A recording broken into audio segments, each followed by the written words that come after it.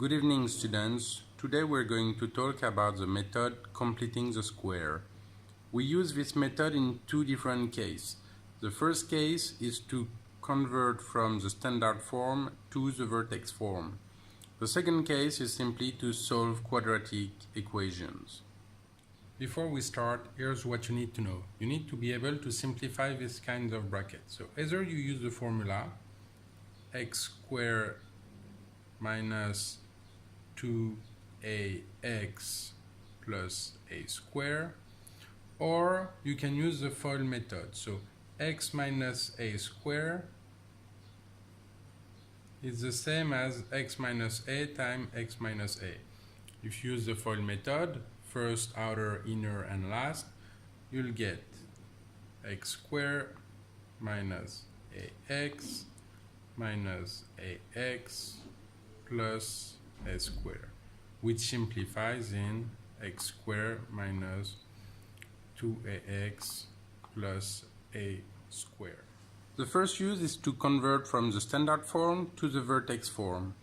So the standard form is ax squared plus bx plus c, while the vertex form is x minus h squared plus k.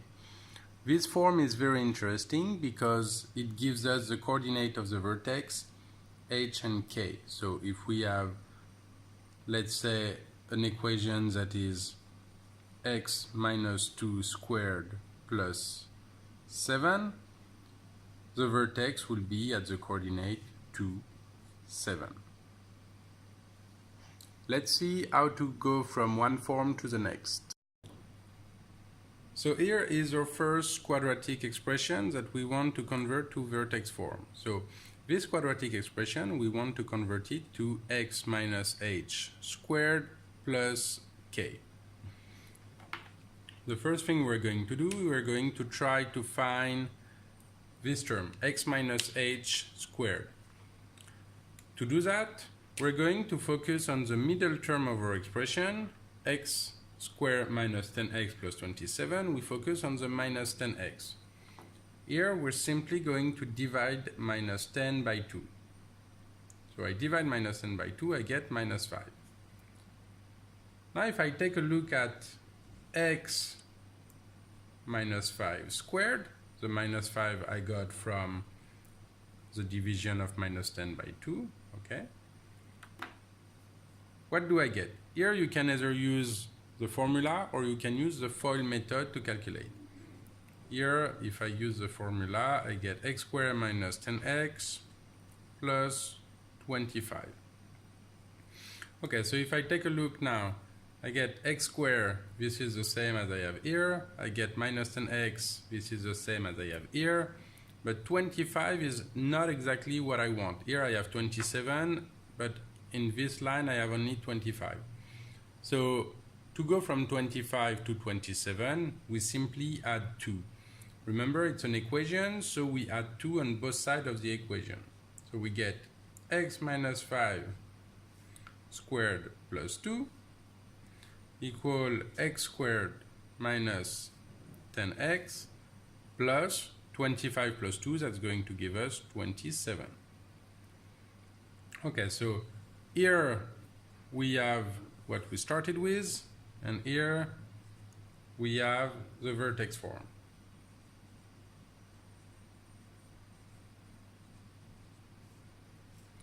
Now from this expression, x minus 5 squared plus 2, we can find that the vertex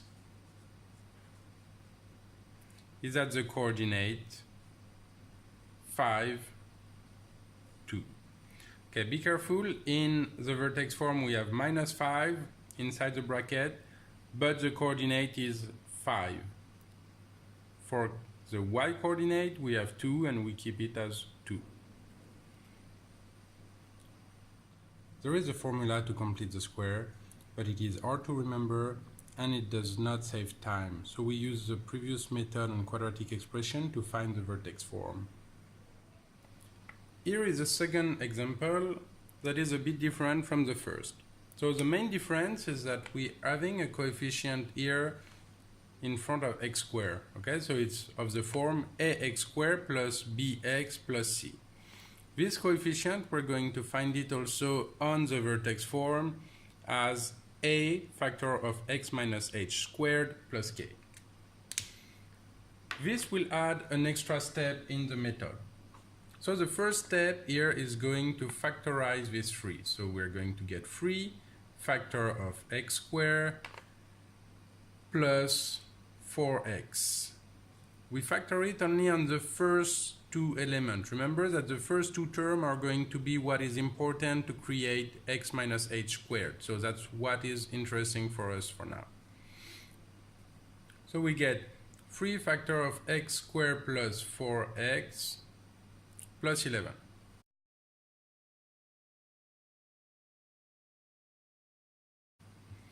Now we're going to use the same method as before on this bracket. Okay, so the same method as before. We look at the element in front of x. Here my element in front of x is 4. I divide it by 2 and I get 2. So I'm going to look at x minus plus 2, sorry. So I take a look at x plus 2 squared. X plus 2 squared will give me x squared plus 4x plus 4. So here, of course, I have my 3 as a factor, so I'm going to multiply this by 3 to get the same thing. So I will get 3x plus 2 squared equal 3 factor of x squared plus 4x plus 4.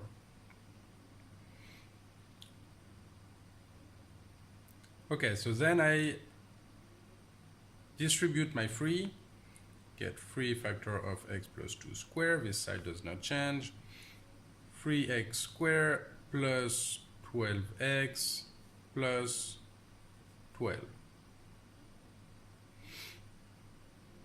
So now I can notice that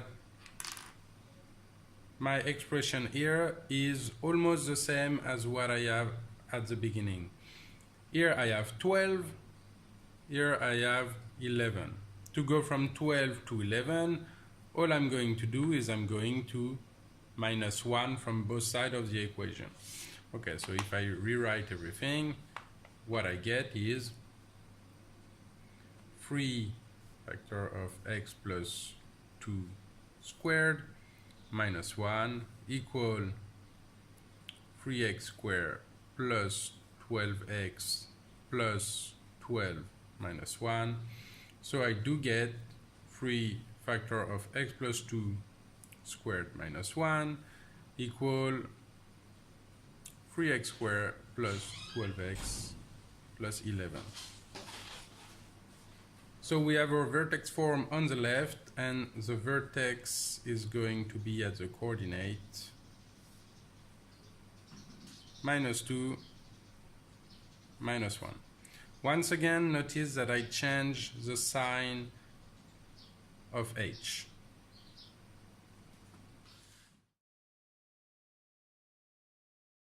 Now, let's see how to use the completing the square method to solve a quadratic equation.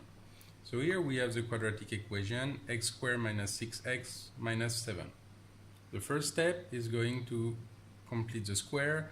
So we're taking our middle term and the coefficient is minus 6. We divide it by 2 and we get minus 3. So if we apply the completing the square method, we get x minus 3 squared, which is x squared minus 6x plus 9. Now to go from plus 9 to minus 7, we need to subtract 16. So we subtract 16 in both cases, x minus 3 squared minus 16, equal x squared minus 6x plus 9 minus 16.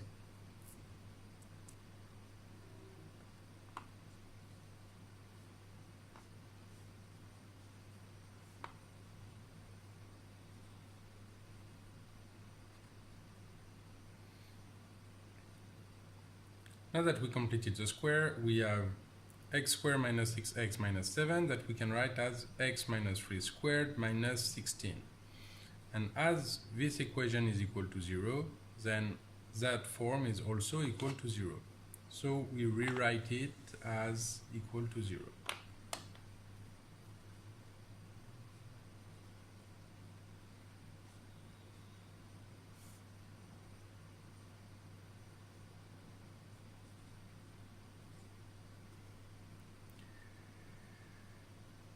Now to solve the equation, we simply put 16 on the other side of the equation. So that gives us x minus 3 squared equals 16. We can apply a square root. X minus 3 equal plus or minus 4. This is going to give us two possible solutions. Either x minus 3 equal minus 4, which will give x equal minus 1, or x minus 3 equal 4, which gives us x equal 7. We get both our solution, x equal minus 1 and x equal 7. Here is your practice problem, and if you have any question, leave them in comments. Thank you.